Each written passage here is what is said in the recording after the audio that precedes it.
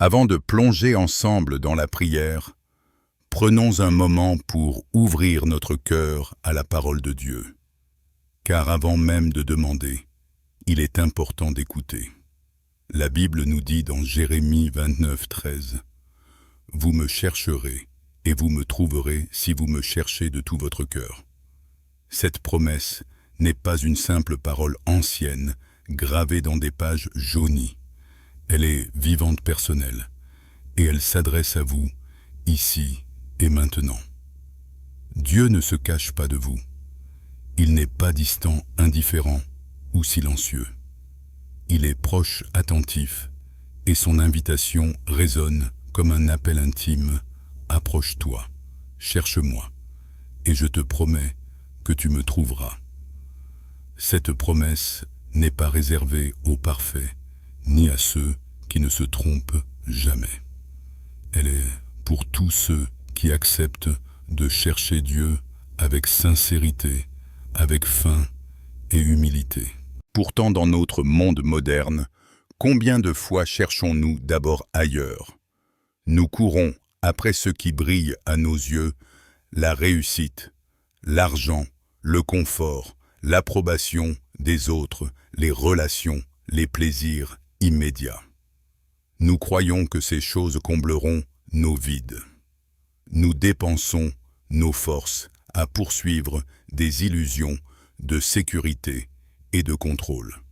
Mais avec le temps, nous réalisons que ces choses demandent toujours plus et donnent toujours moins. Elles promettent de la satisfaction, mais elles nous laissent assoiffés. Elles nous usent, elles épuisent nos âmes. Et au fond de nous persiste ce silence, ce creux, cette soif qu'aucune réussite, aucune possession, aucune relation humaine ne peut combler. Cette soif n'est pas une faiblesse, ni un défaut. Elle est le signe que nous avons été créés pour quelque chose de plus grand.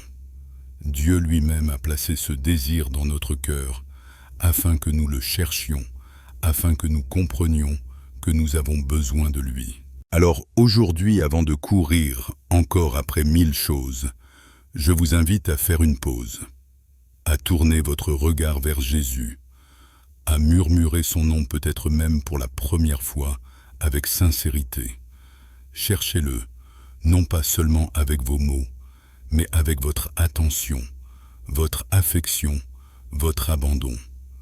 Car lui seul peut apaiser la faim profonde de votre âme. Lui seul ne vous trahira jamais, ne vous délaissera jamais, n'ignorera jamais vos prières. Appelez ce nom qui est au-dessus de tout autre nom, Jésus-Christ. Cherchez refuge sous la protection du lion de Juda. Laissez-vous guider et protéger par celui qui est à la fois guerrier, puissant et tendre berger. Reposez-vous dans les bras du Prince de paix, car lui seul peut vous donner la paix véritable. Dieu est éternel, immuable, fidèle. Il est celui qui commande aux galaxies et qui tient les clés de la vie et de la mort. Pourtant, il se penche vers vous chaque fois que vous l'appelez.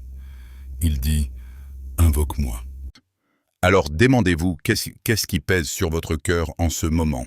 Une décision difficile, une déception, un fardeau secret que vous n'avez confié à personne, une peur qui revient toujours, peu importe ce que c'est grand ou petit. Dieu veut que vous lui en parliez. Il n'est pas trop occupé, pas trop loin, pas indifférent. Il est prêt à vous écouter. Jérémie 33, 3 dit « Invoque-moi et je te répondrai. Je t'annoncerai de grandes choses, des choses cachées que tu ne connais pas. » Voyez-vous, Dieu ne se contente pas d'écouter. Il répond. Et pas seulement avec de petites réponses ordinaires, mais avec des révélations, des vérités profondes que nous n'aurions jamais découvertes seuls. Il ne donne pas seulement du secours, il donne la sagesse. Il ne se limite pas à soulager, il transforme. Le psaume 50, 15 nous rappelle « Invoque-moi au jour de la détresse. je te délivrerai et tu me glorifieras. Ce n'est pas un espoir vague, mais une alliance. Dieu dit, quand le malheur vient, je te délivrerai, et ton cœur se remplira de louanges. Ces promesses sont vivantes aujourd'hui encore. Elles sont pour vous. Elles vous appartiennent. Peut-être vous sentez-vous fatigué, découragé ou même invisible. Mais sachez ceci, vos prières ne passent pas inaperçues. Vos larmes ne sont pas ignorées. Votre avenir est entre les mains de Dieu et ses mains n'échouent jamais. Il est le même Dieu qui a rencontré Moïse dans le désert, qui a relevé David de ses chutes, qui a redonné de la force à Élie lorsqu'il voulait abandonner. Et c'est le même Dieu qui marche aujourd'hui à vos côtés. Il sait calmer votre tempête, transformer vos cendres en beauté, guérir les blessures que vous pensiez incurables. Il sait entendre même les prières qui n'ont pas de mots. Alors n'abandonnez pas. Continuez à chercher. Continuez à frapper. Continuez à espérer. Continuez à prier. Car la promesse est claire. Vous me chercherez et vous me trouverez si vous me cherchez de tout votre cœur. Et quand vous le trouverez, vous découvrirez que lui, seul est tout ce dont vous avez besoin. Aujourd'hui, je vous invite à ouvrir grand les portes de votre cœur, à déposer vos fardeaux, vos peurs, vos doutes, à laisser Dieu remplir chaque vide de sa présence, à accueillir la paix qu'il vous offre, la joie qu'il veut répandre, la force qu'il veut vous donner. Et alors, ensemble, nous pourrons élever nos prières, non pas comme un simple rituel, mais comme un cri de confiance, un souffle d'amour, une déclaration de foi. Dieu est prêt à vous rencontrer ici et maintenant. Lorsque nous parlons de la prière, beaucoup imaginent une formule compliquée, des mots parfaits, des phrases solennelles qu'il faudrait répéter pour plaire à Dieu. Pourtant, la vérité est bien différente. La prière n'est pas une performance. Ce n'est pas un discours destiné à impressionner. La prière est un souffle, une relation, une rencontre intime entre votre cœur et le cœur de Dieu. Elle peut être murmurée ou criée, longue ou brève, structurée ou spontanée. Ce qui compte, ce n'est pas la beauté des mots, mais la sincérité avec laquelle ils sortent de votre âme. Jésus lui-même nous a rappelé que la prière n'est pas une question de longueur ni de spectacle. Dans Matthieu 6, il dit « Quand vous priez, ne soyez pas comme les hypocrites qui aiment à prier debout dans les synagogues et au coin des rues pour être vus des hommes. » La prière n'est pas destinée aux regards humains. Elle est faite pour le regard du Père. Elle est le lieu où l'on se dépouille de ses masques, où l'on se tient vulnérable et vrai devant celui qui connaît déjà tout de nous, mais qui nous invite quand même à ouvrir notre bouche et notre cœur. Et c'est là que réside la beauté. Dieu n'attend pas de vous des mots parfaits. Il attend simplement votre présence. La prière est l'endroit où vous pouvez déposer vos fardeaux, confier vos angoisses, remercier pour vos joies, chercher des réponses ou simplement rester en silence dans sa paix. Pensez un instant. Combien de fois avez-vous parlé à des proches sans chercher à tout formuler parfaitement? Vous leur avez parlé avec honnêteté, parfois même avec maladresse, mais toujours avec vérité. La prière, c'est pareil. C'est venir comme vous êtes, tel que vous êtes, et vous abandonner à Dieu. Prenons un moment ensemble pour goûter à cette simplicité. Seigneur, je viens à toi, tel que je suis. Pas avec des mots parfaits, pas avec des masques, mais avec mon cœur. Tu sais ce qui m'inquiète, ce qui m'épuise, ce qui m'attriste. Tu sais aussi ce qui m'émerveille, ce qui me fait sourire, ce qui nourrit mon espérance. Seigneur, je dépose tout devant toi, car je crois que tu prends soin de moi. Voyez comme une prière peut être simple et pourtant puissante. Elle ne demande pas un lieu particulier, pas une posture précise. Là où vous êtes, vous pouvez élever votre cœur, dans la cuisine, au travail, dans votre voiture, même en silence au milieu d'une foule. Dieu est toujours disponible. Il ne ferme jamais la porte. Mais souvent, ce qui nous empêche de prier, ce n'est pas le manque de temps ou de mots, c'est le poids du doute. Nous nous demandons, est-ce que Dieu m'entend vraiment? Est-ce qu'il se soucie de moi? Le doute est un voleur. Il murmure à votre esprit que vos prières ne valent rien, qu'elles sont inutiles. Mais écoutez bien ceci, chaque prière sincère est entendue. Aucune n'est perdue, même celle que vous avez prononcée il y a des années et que vous avez oubliée, Dieu s'en souvient. Il garde vos prières comme un trésor précieux et il agit au moment parfait. La Bible nous donne un exemple puissant dans le livre de Daniel. Pendant 21 jours, Daniel priait et jeûnait, mais aucune réponse ne venait. Pourtant, l'ange du Seigneur lui dit, « Dès le premier jour où tu as eu à cœur de comprendre et de t'humilier devant ton Dieu, tes paroles ont été entendues. » Imaginez cela, dès le premier jour, Dieu avait entendu. Mais la réponse a mis du temps à arriver à cause d'un combat spirituel. Cela nous enseigne une leçon essentielle. Si vous ne voyez pas de réponse immédiate, cela ne signifie pas que Dieu est silencieux ou indifférent. Cela signifie simplement que dans l'invisible, quelque chose se prépare. Votre prière a déjà ouvert une porte. Et la réponse viendra au moment choisi par Dieu. Alors, n'abandonnez pas. Continuez à prier, même si les choses semblent immobiles. Continuez à chercher, même si tout paraît obscur. Car dans les coulisses, Dieu travaille déjà pour vous. Permettez-moi de vous donner une image. La prière ressemble parfois à planter une graine. Vous mettez la graine en terre, mais le lendemain, rien n'a changé en surface. Si vous êtes impatient, vous pourriez croire que la graine est morte. Mais en réalité, sous la terre, elle est déjà en train de germer. Ses racines descendent sa vie, se préparent. Et bientôt, elle percera la surface et deviendra une plante.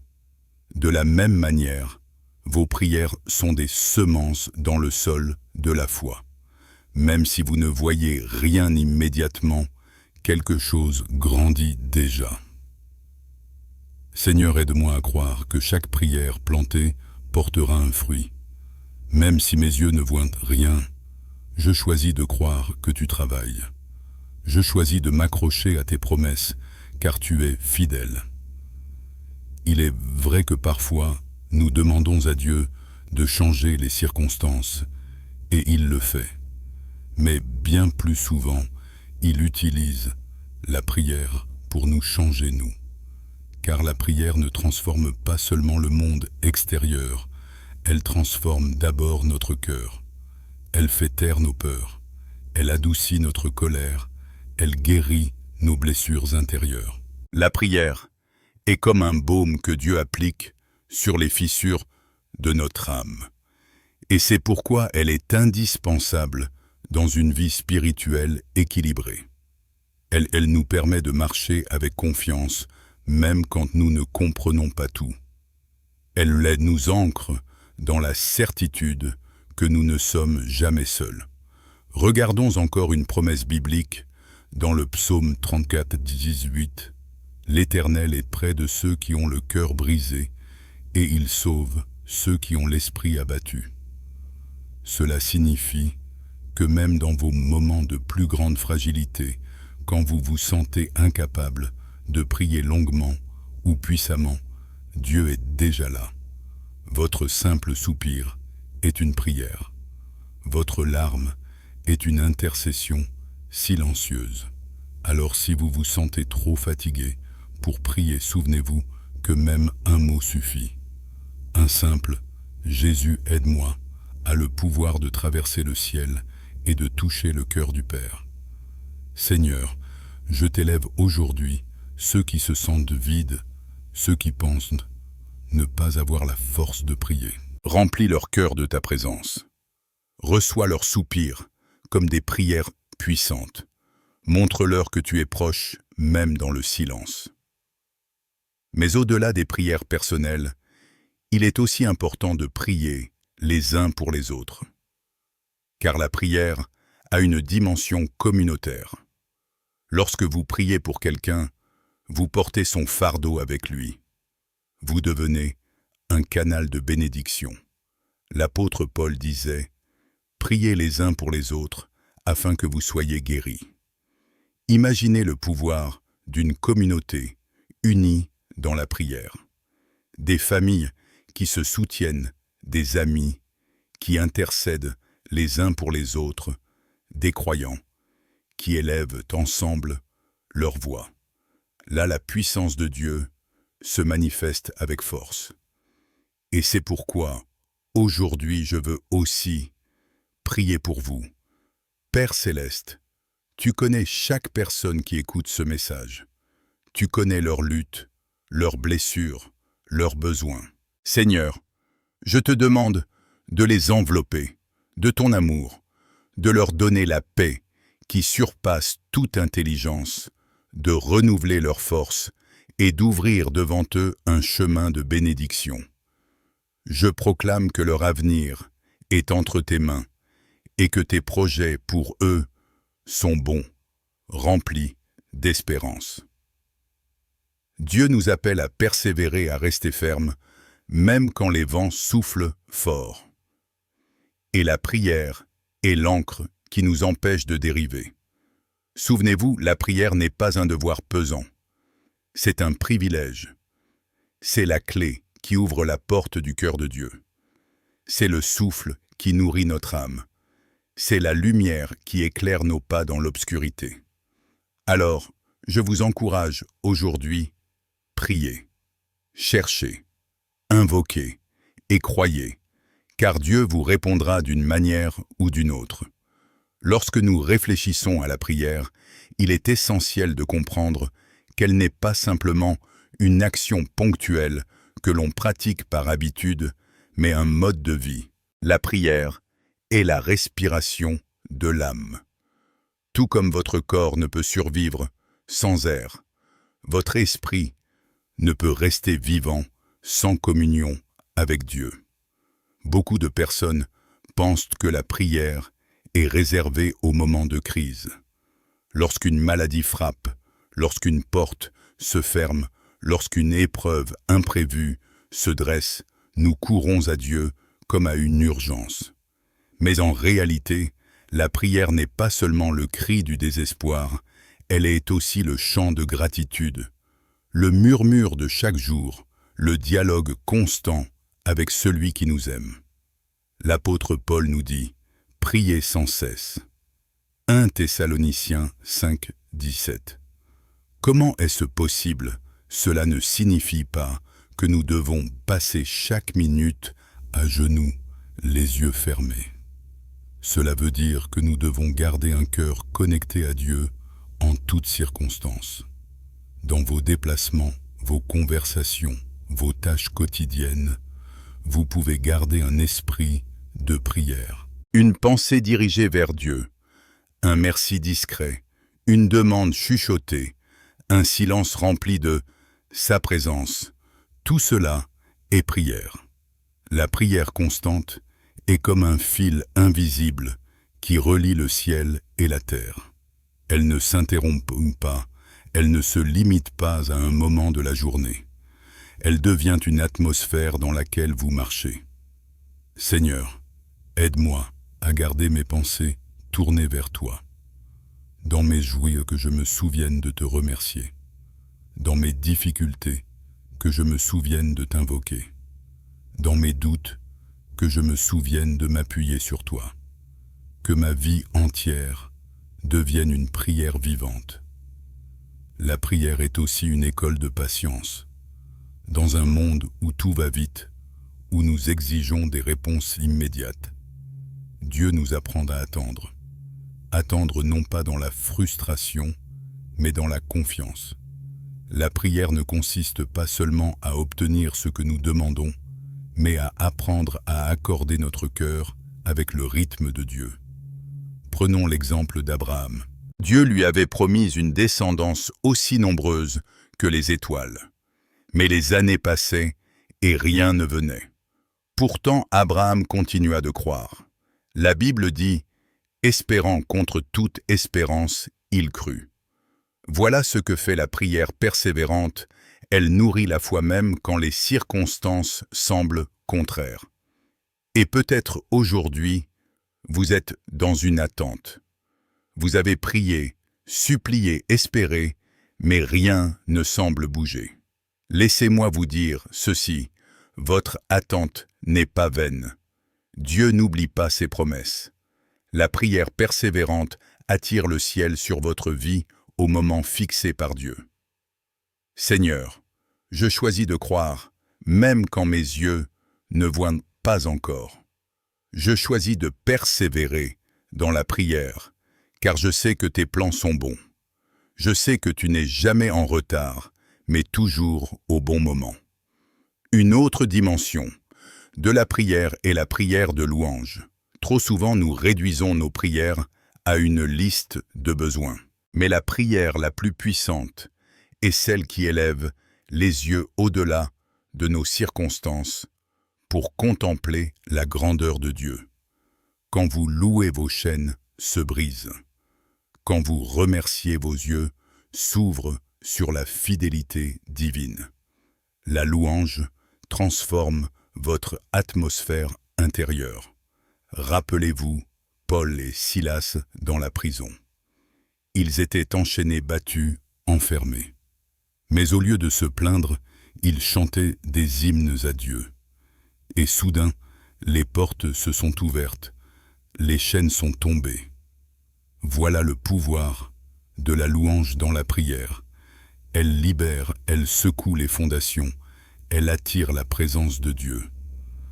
Seigneur, je choisis de te louer, même dans mes prisons. Je choisis de chanter au milieu de mes tempêtes, car je crois que ta présence change tout. La prière est aussi un lieu de transformation intérieure. Quand vous priez, Dieu ne change pas seulement vos circonstances, il change votre cœur. Vous entrez peut-être dans la prière, rempli de colère, d'amertume ou de peur, mais vous en ressortez avec paix, douceur et confiance. Car la prière est un échange. Vous déposez vos fardeaux, et Dieu vous donne sa paix. Vous abandonnez vos peurs, et il vous remplit de courage. C'est ce que Jésus promet en Matthieu 11, 28. « Venez à moi, vous tous, qui êtes fatigués et chargés, et je vous donnerai du repos. » La prière est cet acte de venir à lui, de déposer tout et de recevoir son repos. Alors, je veux prier cela pour vous maintenant. Seigneur Jésus, je t'apporte chaque personne fatiguée, chaque cœur épuisé. Mets ta main sur eux et donne-leur ton repos. Remplace leur anxiété par ta paix, leur faiblesse par ta force, leur découragement par ton espérance. Que ton amour les enveloppe comme une couverture douce et chaude dans la nuit froide. Il est aussi important de rappeler que la prière est une arme spirituelle. Dans Éphésiens 6, Paul décrit l'armure de Dieu et il conclut en disant « Faites en tout temps par l'Esprit toutes sortes de prières et de supplications. » La prière est votre ligne de défense contre les attaques de l'ennemi. Elle est comme une forteresse invisible qui entoure votre esprit et votre cœur. Lorsque vous priez, vous placez une barrière divine autour de vous et de vos proches. C'est pourquoi il est vital de prier pour vos familles, vos enfants, vos foyers. Car la prière protège. La prière construit un mur de feu autour de ceux que vous aimez. Seigneur, je prie aujourd'hui pour chaque famille représentée. Protège leur maison, entoure-les de tes anges. Éloigne d'eux le mal et la peur. Couvre-les de ton sang précieux et que la paix règne dans leur foyer. Et enfin, la prière est un acte d'amour. Quand vous priez pour quelqu'un, vous lui offrez le plus grand cadeau possible, vous l'amenez devant le trône de Dieu. Même si vous n'avez pas les moyens d'aider matériellement, même si vous ne savez pas quoi dire, vous pouvez prier. Et vos prières peuvent changer une vie, un cœur, une destinée. Ne sous-estimez jamais le pouvoir d'une prière faite avec amour. Alors si en ce moment quelqu'un vous vient à l'esprit, un ami, un parent, un collègue, une personne que vous aimez, élevez une prière silencieuse pour elle. Peut-être qu'elle ne le saura jamais, mais Dieu le sait, et il agira. Seigneur, je t'apporte ceux qui sont dans nos pensées. Tu sais qui ils sont. Touche-les, bénis-les, relève-les. Montre-leur ton amour d'une manière nouvelle et surprenante. La prière est donc un chemin. Elle commence avec nos besoins, mais elle nous conduit à la gratitude. Elle part de notre faiblesse, mais elle nous mène à la force. Elle jaillit de nos blessures, mais elle nous guérit. Elle est l'échelle qui relie la terre au ciel.